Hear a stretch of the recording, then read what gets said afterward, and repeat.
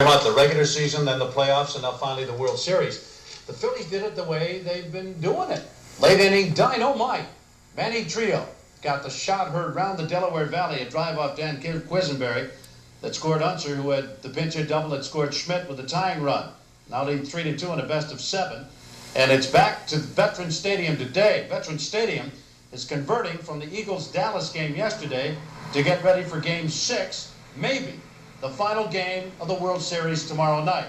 Now, it has been a long, long time since the Philadelphia Phillies have done it. They've never done it. In the press room at Veterans Stadium, an artist named Louis Foreman has put up a mural. As you see there, the city goes wild as the Phillies win the flag. That's 1950. And then you follow the progress of the Philadelphia Phillies as they move from the old to the new ballpark.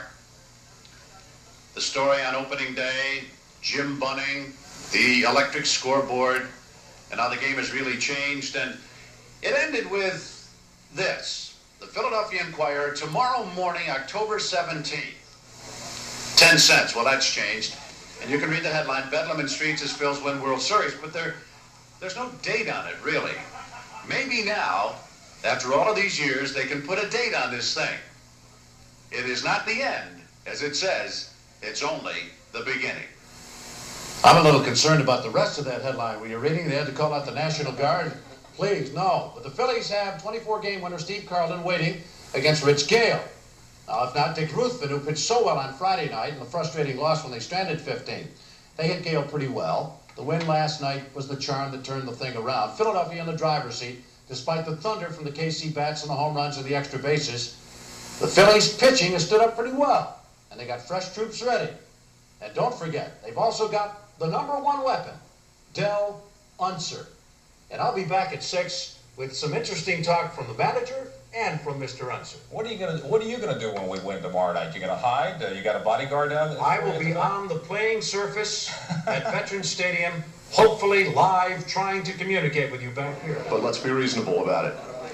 This is Steve Levy, Channel 6 Action News at Veterans Stadium. You stare like that, Steve. It's downright sinister, but it is not a laughing matter. It's serious, and it's one of those things where it's kind of odd. All of a sudden, we started talking about this over the past few minutes. Nobody told us to. It's something that's very utmost on our mind to protect the folks, so that the same thing doesn't happen like happened the other night when folks were rushing down to buy Phillies World Series tickets. Got some folks hurt in that. We don't want to see it happen again. We all love this place a little bit too much for that. Well, it was Jerry Reed who made... One of the things I miss, and even though this is the World Series station, one of the things I miss are the Philly broadcasters. You know, we've been with them all year. Yeah, Richie Ashford's going to be on AM, PM tomorrow, and I really can't wait. I love you getting that plug in there. That was really nice. Yes. Hey, Steve almost Carlton, like a McGraw Scroogey, wasn't it? kind of like a Carlton slider. Oh, or Get something like that that. one off tomorrow. You know, he's had 5 days rest. He's going to go against Rich Gale tomorrow night, Game 6. Gale knocked out early in the only game he pitched in. If Carlton's slider is good, you know, the kind of goes to the edge of the table and goes down, it's in the bag, right? We had to find them last night, though. Those Phillies, they were hard to find. They didn't want anybody really to greet them at the airport. Now, that was a team decision. It was up to them. We were the only television station that found them, right? And I know that early this morning, Mike was out there searching for the elusive Phillies, and he wound up being the only reporter who found them. It was after 1 o'clock in the morning when the Phillies arrived back home here at Veterans Stadium, greeted by about 100 fans who managed to stay awake for it. They got off the buses, all of them smiling broadly. Keith, is there any way with 2 games at home this Phillies team can lose the World Series now? Anything can happen, but I don't think so. Especially with Lefty going in game number 6. Yeah, we haven't broke out offensively in a while, and I think we will, and with Lefty going, we're in good shape. With Larry coming home to play 2 games, any chance the Phillies can lose them both, or is it going to be World Series time? Oh, there's a chance you can lose them both, but I don't think we're going to lose them both. I feel confident. Especially with the fans here at the Vet. The fans, and of course Steve Carlton going Tuesday night. That was early this morning. This afternoon, the Phillies were back at the Vet working out. Bob Bradley was with them. Mike, I'm here with a man who has just been a marvel in the field and coming through with those key hits as well. Manny, it's just going great. Well, to tell you the truth, I've really been enjoying this since the playoff, and now that we are here in the World Series, I feel much happy right now. A lot of people don't remember that you were with Oakland in the World Series before, but this is different, isn't it?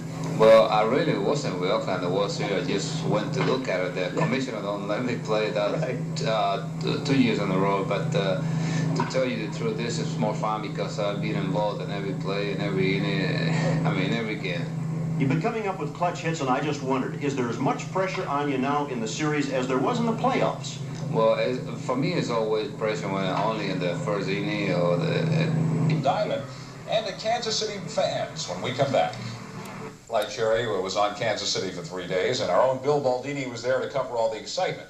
Tonight, Bill, who's back, tells us there's a big difference between the two cities and their baseball fans. This is downtown Kansas City, and like most visitors, I just can't believe how quiet it is. It's noontime now, and it's like this before the games, after the games, whether they win or lose. Hello, is anybody home? See, I told you there's nobody here. The people who live in the Kansas City area tell me downtown is only like this on weekends and after 6 p.m. They call Kansas City one of the few livable cities left.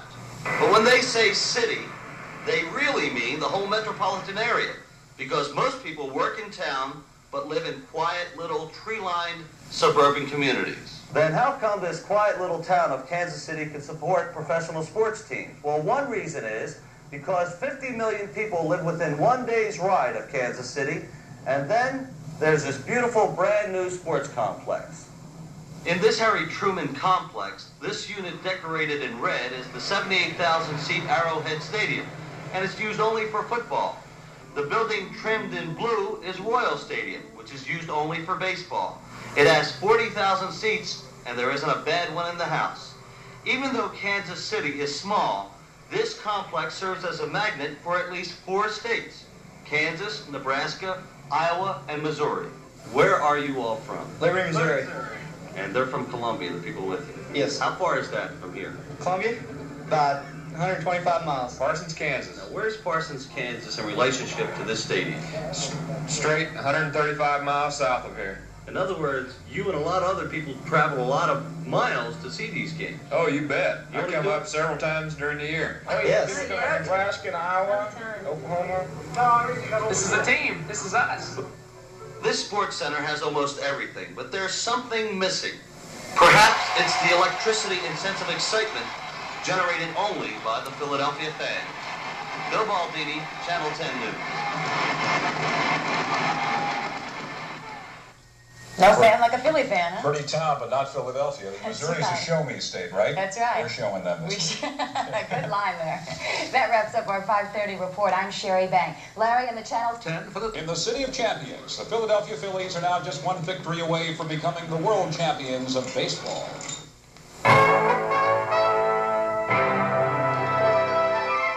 This is the Channel 10 News at 6 o'clock with Larry Kane and the Channel 10 News team. Good evening. The big story on the Channel 10 News is Philadelphia ready to explode with celebration as the Phillies edge to within 1 game of becoming the world champions of baseball. The Phillies hold a 3-2 lead over the Kansas City Royals as they return home to practice at Met Stadium this afternoon. Tomorrow night at 8:15, lefty Steve Carlton tries to pitch the Phillies to their first world title in history, and you can bet fans jamming the vet will be behind them with every ounce of lung power. Big Al Meltzer has more on the preparations for tomorrow's big game. The Phillies are back home leading 3-2, and they need only 1 more.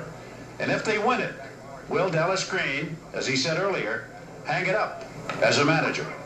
We've got to win 1 out of 2, and when we do that, and we march down Broad Street and Market Street, we'll have some fun maybe, and then we'll consider what happens to 1981. But you've gone on record many times as saying you don't want to be a manager the rest of your life.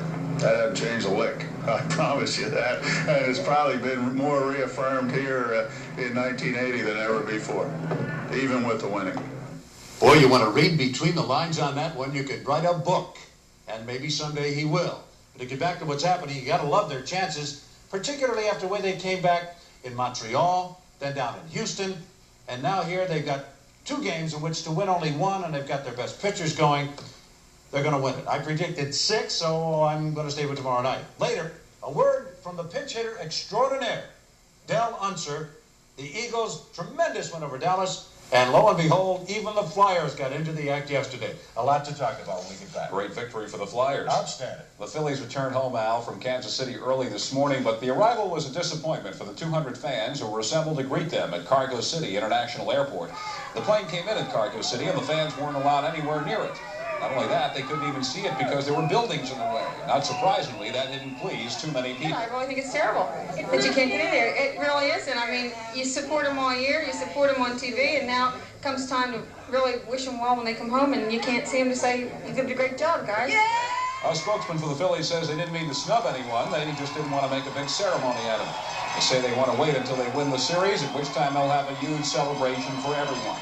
And when it's all over, if and when the Phillies take it all, the city has planned a parade down Broad Street, a rally at JFK Stadium for either Wednesday or Thursday. That he could go away from the television set. They were absolutely going to win it. I had no doubt about it. Top of the ninth. All right, good. I mean, so why worry? 4-3. Another late inning special by the pinch hitter extraordinaire, Del Unser, who drove in the tying run and scored the winner. For Del, it's sit and wait and fidget and go into the clubhouse during the game and swing the bat in an empty locker room. Wait